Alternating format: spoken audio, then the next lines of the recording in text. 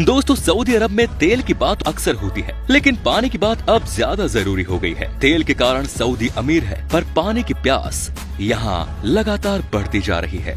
सितंबर 2011 में सऊदी में एक माइनिंग से जुड़े एक फर्म के उप प्रमुख मोहम्मद हनी ने कहा था कि यहाँ सोना है पर पानी नहीं, और सोने की तरह पानी भी महंगा है। सऊदी तेल बेचकर बेशुमार कमाई कर रहा है, लेकिन इस कमाई का बड़ा हिस्सा समंदर के पानी को पीने लायक बनाने में लगाना पड़ रहा है। यहाँ न नदी है न झील, कुएं भी है तो तेल के न कि पानी के। पानी के कुएं कब के सूख गए हैं। 2011 में ही सऊदी के तत्कालीन पानी और बिजली मंत्री ने कहा था कि सऊदी में पानी की मांग हर साल 7% की दर से बढ़ रही है और अगले एक दशक में इसके लिए 133 अरब डॉलर के निवेश की जरूरत पड़ेगी। सऊदी अरब खारा पानी कन्वर्जन कॉर्प हर दिन 30.36 लाख क्यूबिक मीटर समंदर के पानी को नमक से अलग कर इस्तेमाल करने लायक बनाता है। ये 2009 का आंकड़ा है, जो अब बढ़ा ही होगा। सऊदी ने 2015 में ही पानी के व्यावसायिक इस्तेमाल पर टैक्स बढ़ा दिया।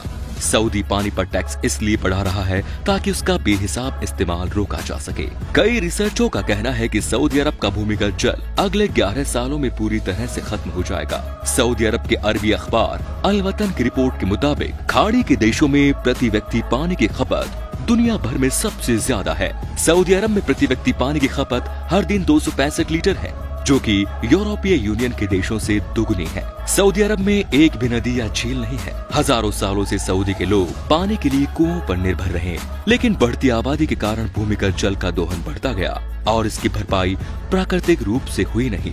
धीरे धीरे कुओं की गहराई बढ़ती गई और वो वक्त भी आ गया जब सारे कुएं सूख गए।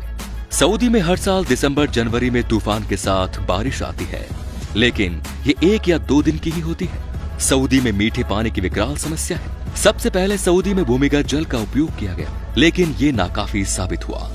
सऊदी ही नहीं बल्कि पूरे मध्य पूर्व में पानी बहुत कीमती है। पानी की कमी के कारण ही सऊदी ने गेहूं की खेती शुरू की, उसे बंद करनी पड़ी। सऊदी को अपने भविष्य को लेकर डर सताता है। 2010 में विकिलीक्स ने अमेरिका के एक गोपनीय दस्तावेज को सामने लाया, जिसमें बताया गया था कि किंग अब्दुल्ला ने सऊदी की फूड कंपनियों से विदेशों में जमीन खरीदने के लिए कहा है ताकि वहां से पानी मिल सके। विकिलीक्स के केबल के अनुसार सऊदी पानी और खाद्य सुरक्षा को लेकर इस तरह से सोच रहा है ताकि राजनीतिक अस्थिरता से बचा जा सके। समंदर के पानी से नमक को अलग कर एक विकल्प है। इस प्रक्रिया को डिसालिनेशन यानी विलवणीकरण कहा जाता है। दुनिया भर में यह तरीका लोकप्रिय हो रहा है। विश्व बैंक के अनुसार मध्य पूर्व और उत्तरी अफ्रीका के देशों में विलवणीकरण की प्रक्रिया की क्षमता पूरी दुनिया की आधी है। दुनिया भर के 150 देशों में समंदर के पानी से नमक अलग कर इस्तेमाल किया जा रहा है। वैज्ञानिकों का कहना है कि इस प्रक्रिया से समुद्री पारिस्थितिकी को नुकसान पहुंचा रहा है।